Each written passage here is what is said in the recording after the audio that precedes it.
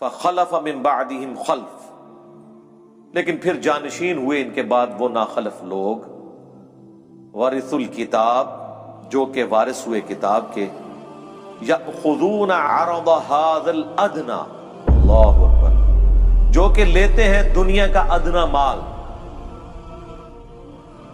وَيَقُولُونَ، اور ساتھ یہ بھی کہتے ہیں، یعنی دین بیچتے ہیں، اور ظاہر ہے اس سے مراد عام لوگ نہیں تھے، بنی اسرائیل کے علماء تھے، دین تو انہوں نے بیچنا ہے نا، عام لوگوں نے تو سبزی پیاز بیچنا ہے نا، ان کی تو دین کی دکانداریاں نہیں ہے نا، دین تو انہوں نے بیچنا ہے نا، غلط فتوے، اللہ کی آیات کو بدلنا، بیچنا، یہ علماء کا کام ہے،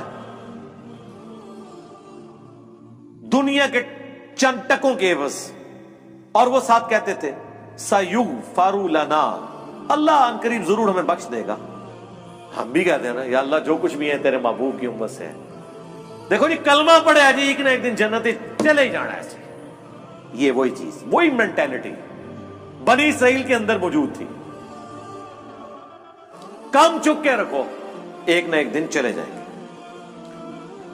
وَإِن يَأْتِهِمْ عَرَضٌ مِثْلُ، اور اگر آ جائے ان کے پاس اتنا مال اور، یأخذوا، لے لیں گے۔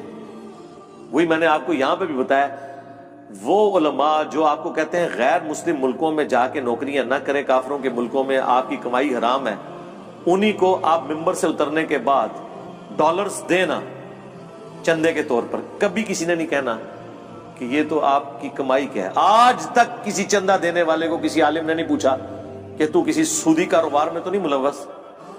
نہیں، بتانے کے لیے بہت اچھی بات ہے، پوچھیں گے نہیں کبھی بھی، آپ بتا کے بھی دیکھ لیں، واپس نہیں کریں گے انشاءاللہ، آپ کو مایوس نہیں لوٹائیں گے انشاءاللہ۔ یہاں پہ بھی اللہ ہمارا ان کو اور بھی ملے نہ ملے گا، یہ لیں گے۔ الم یؤخذ علیہم میثاق الکتاب، اللہ اکبر، کیا نہیں لیا گیا تھا ان سے کتاب کے بارے میں پختہ عہد، یعنی تورات کے بارے میں؟ مال تو ہاتھوں ہاتھ لیتے ہیں اور دین کے نام کے اوپر کمائیاں کر رہے ہیں، اور جو وہ دین تھا اس پہ عمل ہی کوئی نہیں ہے۔ جیسا میں نے کہا یہاں پہ لوگوں نے بزرگیاں تو اویل کی ہیں قرآن و سنت کے نام پہ، اور قرآن و سنت پہ عمل نہیں ہے، بلکہ یہ کہتے ہیں قرآن و سنت ڈائریکٹ نہ پڑھو گمراہ ہو جاؤ۔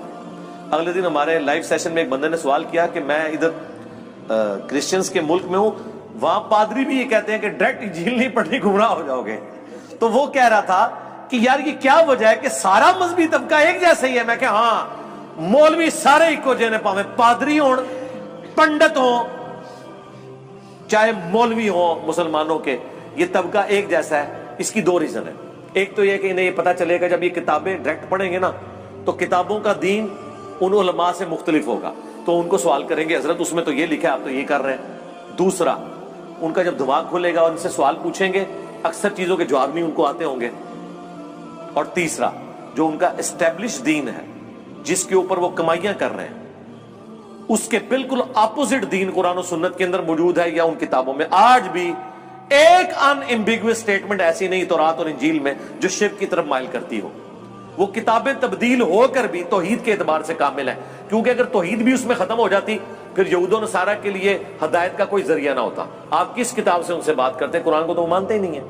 لیکن آج کئی لوگ مسلمان صرف اس لیے ہوئے ہیں کہ آج کی بھی تورات اور انجیل میں جو توحید ہے نا، اس توحید کو اگر کوئی صحیح معنوں میں لے کے چل رہا ہے تو مسلمان لے کے چل رہے ہیں، اور پریکٹیکلی وہ توحید اسلام میں نظر آتی ہے، ان میں تو نظر ہی نہیں آتی۔ اچھا، سیم وہی جملے بولتے ہیں کہ جی یہ جو آپ سامنے پڑھ رہے ہیں نا، اس کے اندر ایک باطنی معنی بھی ہوتا ہے جو اہل معرفت جانتے ہیں، جو سٹیٹ لکھا ہوا نا بالکل واضح، وہ کہتے ہیں اس کو چھوڑ دیں، آپ اس کے پیچھے جائیں۔ چلو پیچھے جانے سے بھی یہی چیز نکلنی چاہیے نا، دنیا میں تو یہی ہوتا ہے نا کہ آپ پانی کا کنواں کھود رہے ہیں، 100 فٹ کے اوپر جا کے پانی نکلا ہے تو نیچے جا کے یہ تو نہیں ہوگا کہ تیزاب نکل آئے گا۔ آپ پانی کے لیے کنواں کھود رہے ہیں نا تو نیچے اس سے صاف پانی نکلے گا۔ یہاں کیا کہتے ہیں اور اندر بڑھو، اور اندر بڑھ کے کوئی اور شاہی باہر کاٹ لیتے ہیں۔ وہ اندر نہیں ہوتا، وہ باہر جا رہے ہوتے ہیں اس سے۔ تو اللہ تعالیٰ ہمارے کہ ان لوگوں سے کتاب کا بھی تو عہد لیا گیا تھا کہ کتاب پہ عمل کرنا ہے، اللہ یقول علی اللہ الا الحق، کہ نام منسوب کرنا اللہ کی طرف سوائے اس کے کہ جو حق پر مبنی ہے. وَدَرَسُوا مَا فِيهِ، اور پڑھ لیا انہوں نے جو کتاب میں تھا. اس کے باوجود انہوں نے اللہ کی طرف غلط عقیدے منسوب کیے. یہاں پہ لوگ اللہ تعالیٰ کے حوالے سے کئی ایک عقیدے ایسے کلیم کر دیتے ہیں کہ ہم انہیں کہتے ہیں یہ کہاں لکھے ہیں؟ وہ کہتے ہیں جی اللہ چاہے تو ایسے ہو سکتا ہے. اللہ چاہے تو قاسم نانوتوی صاحب مرنے کے 6 سال کے بعد قبر سے نکل کے دیوبند میں 2 مولویوں کی صلح کرا کے واپس جا سکتے ہیں، خواب میں نہیں، بیداری میں. ہم کہتے ہیں یہ اللہ کے اوپر جو آپ نے جھوٹ باندھا ہے یہ قرآن میں کہاں لکھا ہوا ہے؟ قرآن میں تو سورہ یاسین میں، سورہ واقعہ میں اللہ نے فرمایا جو دنیا سے چلا گیا وہ کبھی دنیا میں واپس نہیں آ سکتا.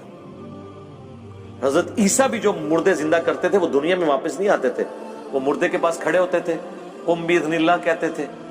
وہ کھڑا ہوتا تھا تھوڑی دیر کے لیے، وہ کہتا تھا عیسیٰ اللہ کے پیغمبر ہیں، ان کی اطاعت کرو، پھر ساتھ ہی واپس چلا جاتا تھا. دنیا میں کوئی واپس نہیں آ سکتا. یہ اللہ کا ڈیفینیٹ قانون ہے. چاہے کوئی بزرگ نہیں، اللہ چاہے، سرکار اللہ کا چاہنا آپ چاہیں گے، یہ وہی چیز ہے. لا یقول علی اللہ الا الحق، مت اللہ کے اوپر کوئی بات ایسی منسوب کرو سوائے اس کے کہ جو حق میں مبنی ہے. پڑھ لیے جو کچھ کتاب میں تھا. وَالدَّارُ الْآخِرَةُ خَيْرٌ لِّلَّذِينَ يَتَّقُونَ، اور جو آخرت کا گھر ہے وہ تو بہتر ہے ان لوگوں کے لیے جو پرہیزگاری کی روش اختیار کریں. افلا تعقلون، کیا تم اتنا بھی نہیں سمجھتے، اتنی عقل بھی نہیں رکھتے؟ یہ کانٹے کی بات ہے. کتاب کو فالو کرنا ہے اور آخرت کے لیے تگ و دو کرنی ہے. یعنی پورا دین یہی ہے نا کہ آپ نے اللہ کی وحی کو فالو کر کے آخرت اپنی بنانی ہے. پورا دین یہ نٹ شیل کے اندر ہی ہے. دین بیچ کے دنیا نہیں کمانی.